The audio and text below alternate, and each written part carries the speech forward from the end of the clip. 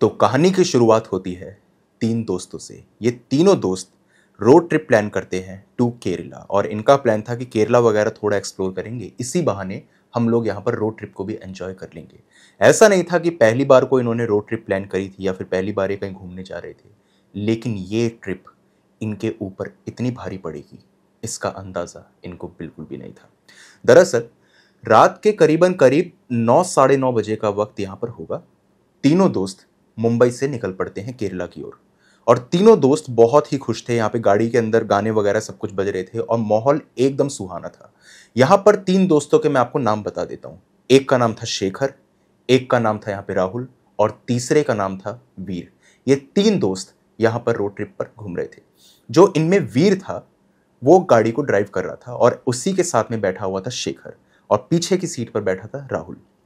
वीर जो था उसको पीने वगैरह की या फिर इसी के साथ में सिगरेट वगैरह की कोई आदत थी नहीं, इन दोनों को जरूर। और सबसे ज्यादा तो शराब वगैरह पीता था वो था राहुल। राहुल ने रोड ट्रिप की स्टार्टिंग में ही इतनी शराब पी ली कि उसकी आंखें लगभग बंद होने लगी, लेकिन फिर भी वो अपने दोस्तों का यहाँ पे साथ दे रहा था। ये लोग नेशनल हाईवे से केरला की ओर जा रहे थे, और न जाने क्या हुआ, रात के करीबन करीब 11:30 बजे के आसपास की बात होगी कि अचानक से हाईवे पर ट्रैफिक कम हो गया। मतलब अभी तक ट्रैफिक काफी ज्यादा था, कोई रोड वगैरह उन्होंने चेंज नहीं करी, कुछ भी ऐसा नहीं कि मोड़ आया हो तो भाई शॉर्टकट के जरिए वहां पर चले गए हो जिसके चलते समझ में आए बात कि भाई ऐसा कुछ हुआ है, ऐसा कुछ नहीं था। अचानक से ट्रैफिक काफी कम हो गया।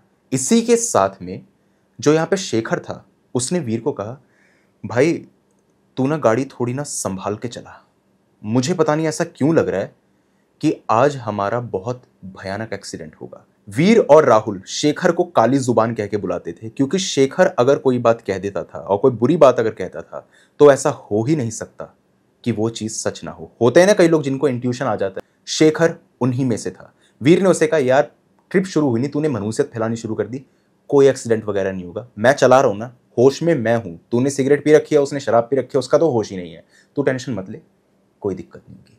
राहुल इतने में गाड़ी के बाहर देखता है और वो कहता है, यार ये मौसम आज इतना ठंडा सा क्यों है, और मुझे ऐसा क्यों लग रहा है कि गाड़ी के आगे काफी ज्यादा फॉग है। ये चीज पॉसिबल थी ही नहीं, क्योंकि वो लोग जा रहे थे केरला की तरफ, और इसी के साथ में मौसम जो था वो मई जून के आसपास का रहा होगा। ये बात जो है, ये बात कुछ 2017 के आसपास की है, मैं इसको पहले ही बता देता हूँ।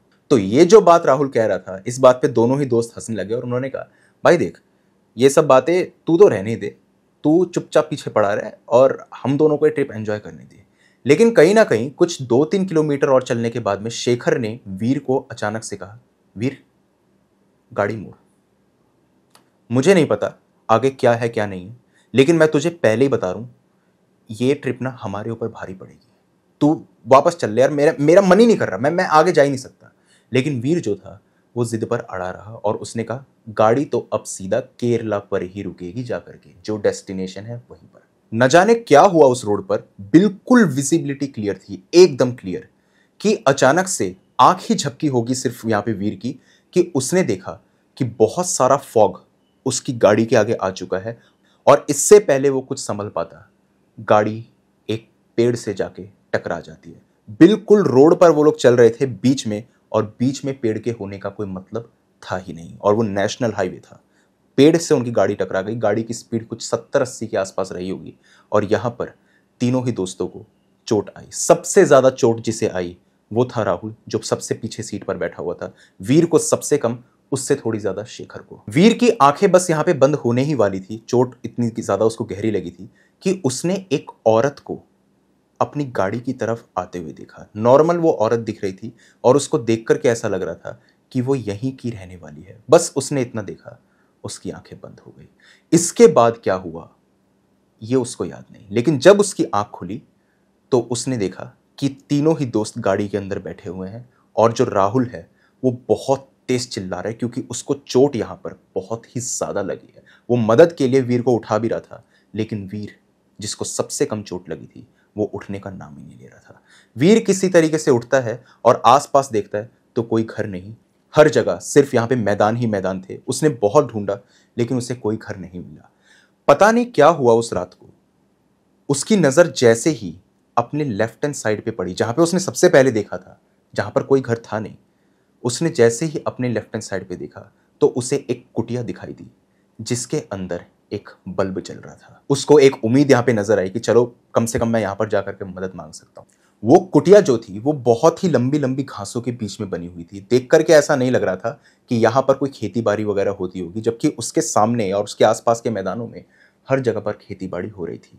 वो किसी तरीके से वहां पर गया और जब वो कुटिया के बाहर पहुंचा तो उसने एक बहुत ही वियर्ड चीज नोटिस करी कि जहां पर वो कुटिया सिचुएटेड थी उसके आसपास का एरिया बिल्कुल बंजर था। इतना बंजर कि मानो यहां पर पानी की एक बूंद बरसों से न बरसी हो। और इसी के साथ में सबसे अजीब बात यह कि उस कुटिया के ऊपर घने काले बादल थे, जबकि आसपास आसमान बिल्कुल साफ था। इसका इंडिकेशन साफ ये था कि इस कुटिया के अंदर कुछ ना कुछ सुपरनैचुरल जरूर था। वीर इन सब चीजों में मानता तो जरूर था, ऐसा नहीं था कि वो डिनाई करता था, लेकिन कहीं ना कहीं उसका दिमाग इन सब चीजों को खुले दिल से एक्सेप्ट करना नहीं चाहता था। गेट खटखटाता है वो 2-3 बार, लेकिन अंदर से कोई रिस्पॉन्स नहीं। लाइट जल रही थी लेकिन फिर भी कोई गेट खोलने को तैयार नहीं। उसने 2-3 बार और तेजी से गेट बजाया और चिल्लाया, अरे कोई अंदर है कि नहीं, कोई मदद करेगा या नहीं। कि इतने में उसके कानों में एक आवाज पड़ी, हाँ मदद मिलेगी।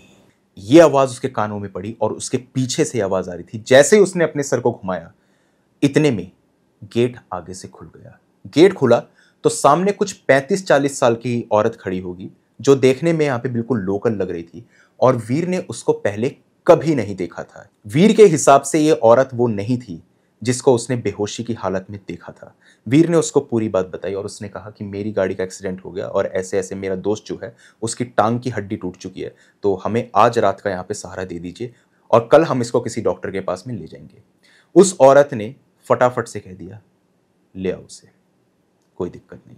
वीर यहाँ पे शेखर की मदद से किसी तरीके से राहुल को उठाता है और वो लोग उसको कुटिया में लेकर के जाते हैं। एक बहुत अजीब बात वीर ने नोटिस करी थी जब वो कुटिया खुली थी कि जैसे ही उस कुटिया का दरवाजा खुला था ना, उसके अंदर से इतनी गंदी बदबू आई थी, इतनी गंदी बदबू कि मानो बरसों से इस कुटिया की सफाई ना हुई हो। इसी के साथ में जानवर के सड़े हुए मांस की और नाले के पानी की बदबू भी उसको यहां पे लगातार आ रही थी। मन उसका बिल्कुल नहीं था कि वो राहुल को यहां पर लेकर के जाए, लेकिन फिर भी वो हालातों के आगे मजबूर था। राहुल को जब वो वहां पर लेकर के गया और शेखर को वहां पे लेकर के गया, कमाल की बात यह है कि राहुल को उस कमरे के अंदर या उस कुटिया के अंदर बदबू आ ही नहीं रही थी। शेखर बस ये कह रहा था, ये घर बिल्कुल आम घर की तरह है, लेकिन राहुल के लिए वो घर एक जन्नत से कम नहीं। और इसी के साथ में सबसे अजीब बात यह कि जैसे ही राहुल उस घर के अंदर घुसा, उसका दर्द मानो गायब हो गया। कोई देख करके ये नहीं कह सकता था कि इस लड़के की टांग पे अभी कुछ देर पहले इतनी चोट लगी थी कि एक करहा करहा करके आधा हो गया था। वीर जब उस घर के अंदर घुसा और राहुल को उसने कंफर्टेबल वगैरह करवाया, उसकी मरहम पट्टी करने की उसने कोशिश करी, तो उसने एक बहुत अजीब चीज और नोटिस करी कि जो घर है उसकी एक दीवार एकदम काली पड़ी है कि मानो इस घर को जलाया गया हो।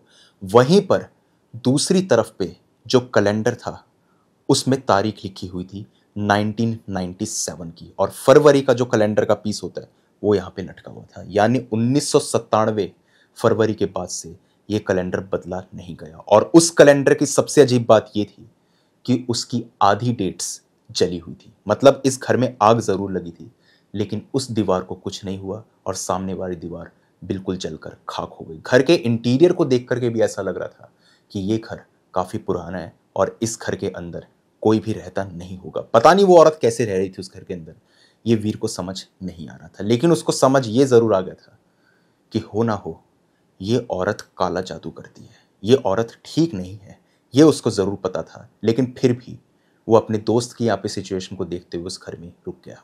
वीर ने ये चीज शेखर को भी बताई कि भाई तू देख ये कैलेंडर कैसे जला हुआ है। कमाल की बात यह है कि शेखर को कैलेंडर जला हुआ दिख ही नहीं रहा था और उसको सामने वाली दीवार भी एकदम नॉर्मल नजर आ रही थी। एक चीज आपने अगर यहाँ पे नोट करी हो तो वो ये है कि तीनों लोगों का परसेप्शन उस घर के बारे में अलग था। जहां पे वीर को तस्वीर एकदम क्लियर नजर आ रही थी, शेखर को यहाँ पे कुछ अजीब जरूर लग रहा था लेकिन ज्यादा कुछ नहीं। लेकिन राहुल जो था उसको ये घर जन्नत से कम लग ही नहीं रहा था। वो औरत उन तीनों के लिए एक डोंगे में पानी लेकर के आती है, जिसको पीने से वीर साफ मना कर देता है। वो कहता है मैं इस पानी को पीऊंगा नहीं। और जैसे ही वो मना करता है, वो देखता है कि उस औरत की आंखों में खून उतर है। खून उतरने का मतलब ये नहीं कि लाल हो गई उसकी आंखें, ऐसा नहीं। वो इस नजर से वीर को देख रही थी कि मानो वो उसी वक्त उसका यहां पे कत्ल कर दे। उसने ये चीज शेखर को भी दी। शेखर ने थोड़ी बहुत नानुकुर करी, लेकिन फिर वो उसको पी गया।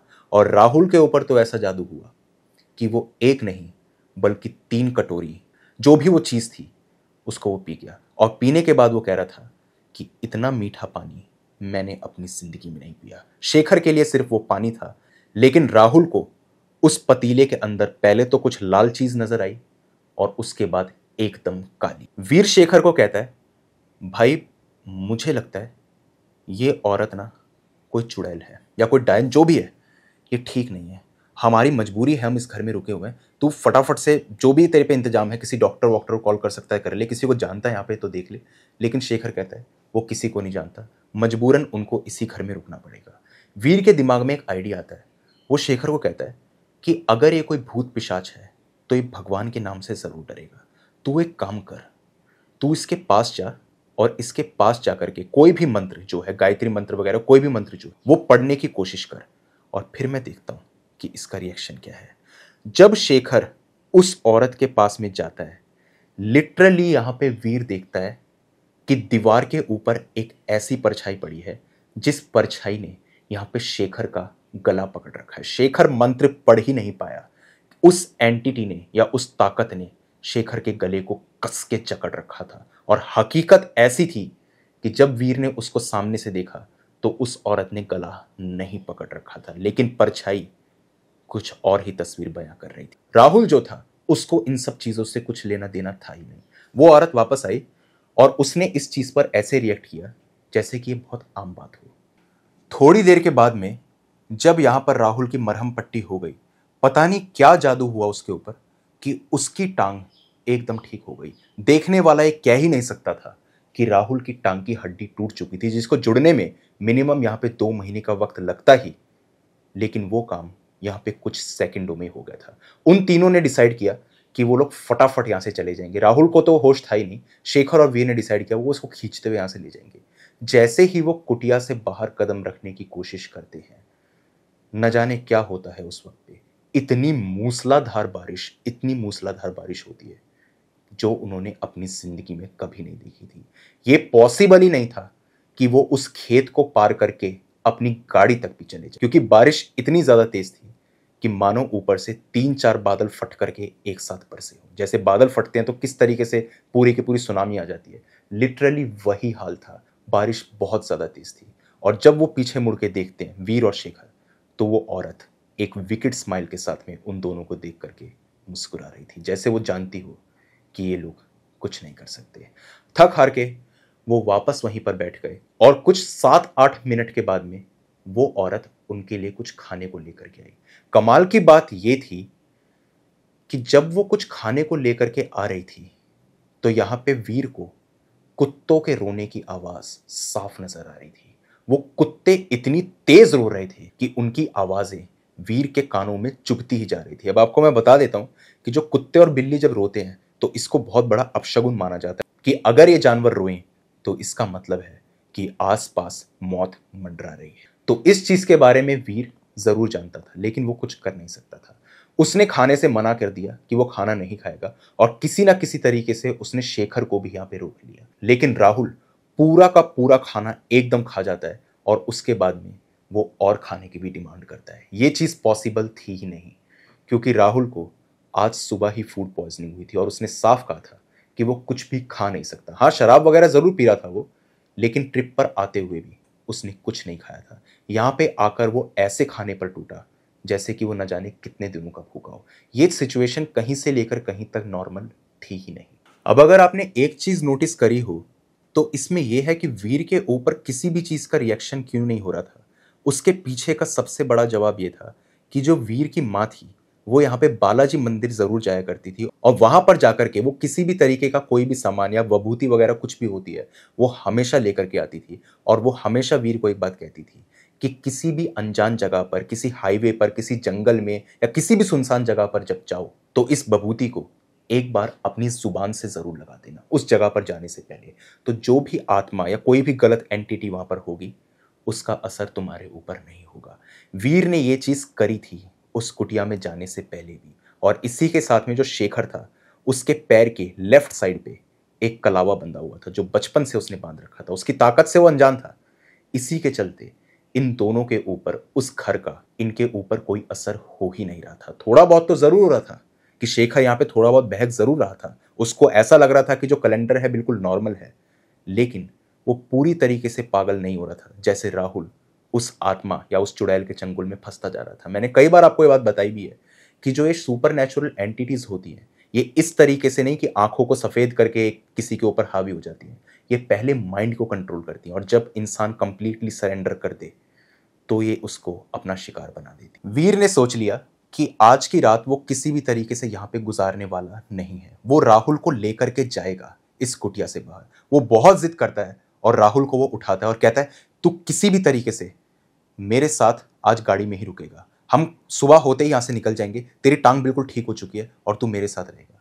राहुल लगातार इस चीज के लिए मना कर रहा था, लेकिन इतने में उसको पीछे से उस औरत की आवाज आती है जो कहती है अपने दोस्त की बात को मान लो, जैसा वो कह रहा है वैसा कर लो, कोई दिक्कत नहीं। राहुल तो जैसे कंप्लीटली हिप्नोटाइज्ड था ही। जैसे उस औरत ने बात बोली उसने मुस्कुरा करके हाँ में गर्दन हिलाई और वो अपने दोस्त के साथ कुटिया से बाहर निकलने लगा। जैसे ही वो कुटिया से बाहर निकला वो इतनी तेज दर्द में चिल्लाया कि मानो वो दर्द जो अब तक उसको महसूस नहीं हो रहा था वो वापस से होना शुरू हो गया। और जब वीर और शेखर वापस मुड़ के देखते हैं तो वही औरत उसी भयानक स्माइल के साथ में उनको देख रही थी, जैसे वो जानती हो कि ये लोग मेरे चक्रव्यूह से कभी बाहर निकल नहीं पाएंगे। राहुल इतना ज्यादा थक चुका था खाना खाने के बाद में कि उसने कहा कि वो यहाँ पर थोड़ी देर आराम करेगा और सुबह उठते तो उसको जाना ही था यहाँ से, ऐसा उसको लग रहा था। उसने कहा क्या मैं यहाँ पे थोड़ी देर आराम कर सकता हूँ? उस औरत को शायद इसी चीज का इंतजार था। उसने कहा हाँ हाँ बिल्कुल, ये किचन के पास में तुम्हें तकिया और चादर रखी हुई मिल जाएगी, जाओ और जाकर लेट जाओ। राहुल वहां पर जाता है और जाकर के लेट जाता है। वीर का मन बिल्कुल भी यहां पर नहीं लग रहा था और शेखर का भी नहीं। वो दोनों बस किसी तरीके से सोच रहे थे कि यहां से भागा जाए। वो लोग उठ करके दरवाजे की तरफ बस 2 कदम बढ़ाते ही हैं ये सोचने के लिए कि किसी तरीके से यहां से अगर बाहर निकलें तो वो कुछ कर पाए कि इतने में शेखर यहां पे वीर के कंधे पर हाथ मारते हुए और फटी आंखों के साथ में उसको पीछे देखने को कहता है। और जब वीर घूम करके पीछे देखता है तो वो देखता है कि वो औरत राहुल की छाती पर बैठी हुई है और उसके जो हाथ जो अब तक उनको बिल्कुल नॉर्मल नजर आ रहे थे उससे वो राहुल के चेहरे को खरोच रही थी। पूरा चेहरा उसने खरोच डाला था और राहुल अभी भी बिल्कुल कुछ भी रिएक्ट नहीं कर रहा था।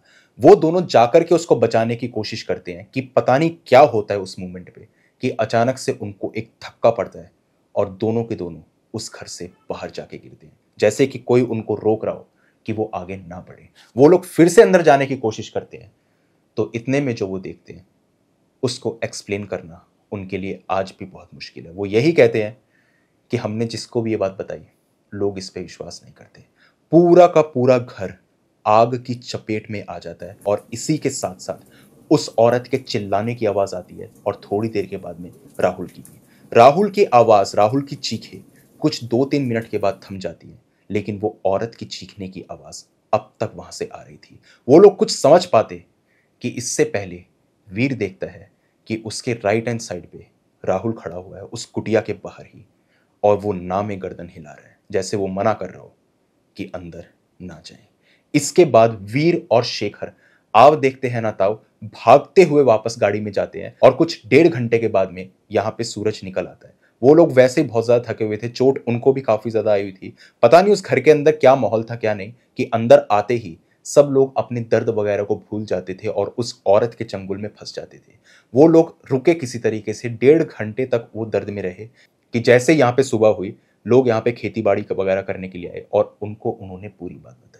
जब लोगों से उन्होंने इस घर के बारे में पूछा तो लोगों ने कहा, ये घर कोई आम घर नहीं, दरअसल ये घर एक चुड़ैल का घर है जिसको यहाँ पर आज से करीबन करीब 20 साल पहले जला करके मार दिया गया था। लोग कहते थे कि ये औरत जो थी ये लोगों के ऊपर वशीकरण वगैरह करती थी और जो भी रात के सन्नाटे में इसकी कुटिया के आसपास जाता था वो अपना मानसिक संतुलन खो बैठता या फिर वो आदमी कभी मिलता ही नहीं। इस औरत को मारने के बाद में जब इसकी कुटिया को खंगाल करके देखा गया तो कई सारे लोगों के यहाँ पे कटे हुए बॉडी पार्ट्स तक भी मिले और कई सारे कंकाल भी।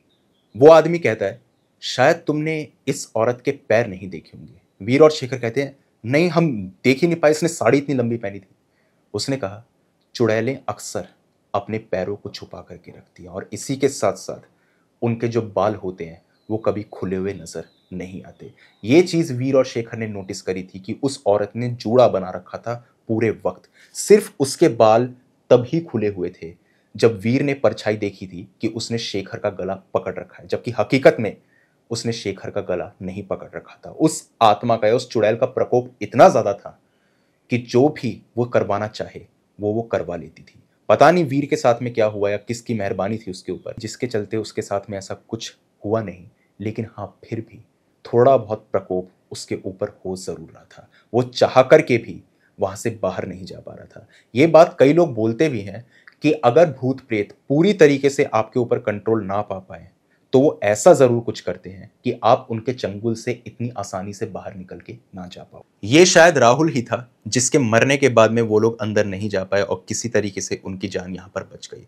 जब वो लोग यहाँ पर राहुल की डेड बॉडी को ढूंढने के लिए जाते हैं तो आस पड़ोस के लोग किसी यहाँ पर बाबा वगैरह को बुलाते हैं जो काफी ज्यादा यहाँ पे बूढ़े थे और उनको बुला करके जब वो लोग राहुल की डेड बॉडी को देखते हैं तो पूरी डेड बॉडी यहाँ पर जल चुकी थी और सिर्फ उसकी कुछ हड्डियां वगैरह ही यहाँ पर दिख रही थी। वीर को आज भी ये लगता है कि अगर वो उस रोड ट्रिप पर शेखर की बात को मान लेता जब वो कह रहा था कि गाड़ी को घुमा ले तो शायद आज राहुल यहाँ पर जिंदा होता।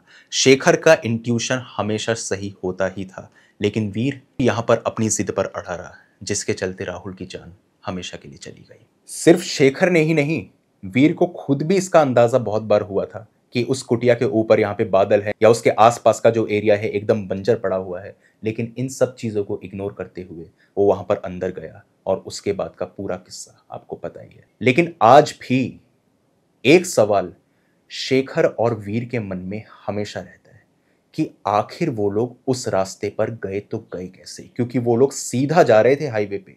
कोई उन्होंने यहाँ पर यू टर्न या कोई यहाँ पर शॉर्टकट वगैरह नहीं लिया, कोई जंगल का रास्ता नहीं पकड़ा, कुछ नहीं था। पता नहीं उन गाड़ियों का आना जाना कैसे कम हुआ, पता नहीं वो पेड़ कहाँ से आया, पता नहीं वो फॉग कहाँ से आई।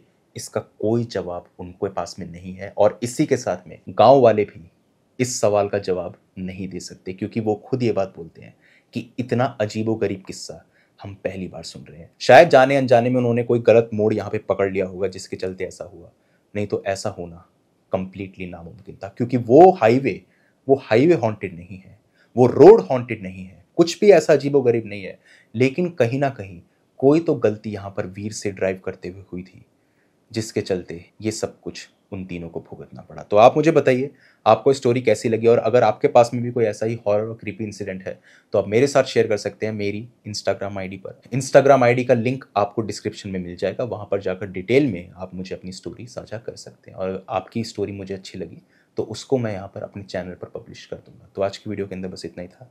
अब जल्द मिलता हूँ एक अगली वीडियो में, तब तक के लिए टेक केयर, गुड बाय।